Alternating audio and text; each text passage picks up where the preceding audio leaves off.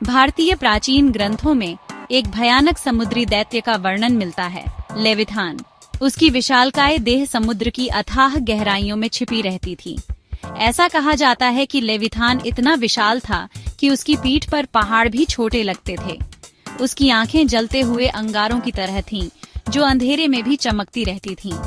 लेविथान का मुंह इतना विशाल था कि वह एक ही बार में कई जहाजों को निगल सकता था। उसके दांत तेज धार वाली तलवारों की तरह थे, जो किसी भी चीज को चीर कर रख सकते थे। जब वह सांस लेता था तो उसके नथुनों से आग की लपटें निकलती थीं, जो दूर से ही दिखाई देती थीं। कहा जाता है कि जब भगवान ने सृष्टि की रचना की तो उन्होंने दो शक्तिशाली प्राणियों, लेविथान और बेहेमत को बनाया।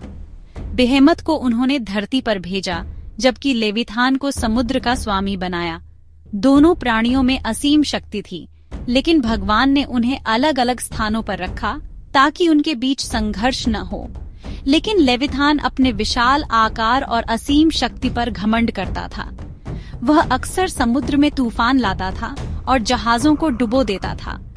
उसकी दहाड़ इतनी भयानक होती थी कि दूर दूर तक के लोग थर थर कांपने लगते थे। कई प्राचीन ग्रंथों में लेविथान द्वारा मचाई गई तबाही का वर्णन मिलता है। ऐसा कहा जाता है कि जब वह क्रोधित होता था तो समुद्र में भयंकर तूफान आते थे। लहरें पहाड़ों जितनी ऊंची उठती थीं और जहाजों को तोड़कर रख देती थीं। कई मछुआरे समुद्र में जाने से डरते थे, क्योंकि उन्हें डर था कि कहीं लेविथान उन्हें अपनी गिरफ्त में न ले ले।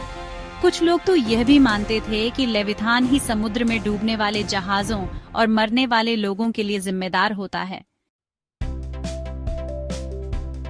प्राचीन मान्यताओं के अनुसार प्रलय के दिन लेविथान एक बार फिर से जागृत होगा। वह अपनी पूरी शक्ति के साथ समुद्र से बाहर निकलेगा और धरती पर कहर बरपाएगा। उसकी आग उगलती सांस से जंगल जल उठेंगे और उसकी विशाल पूंछ से शहर तबाह हो जाएंगे।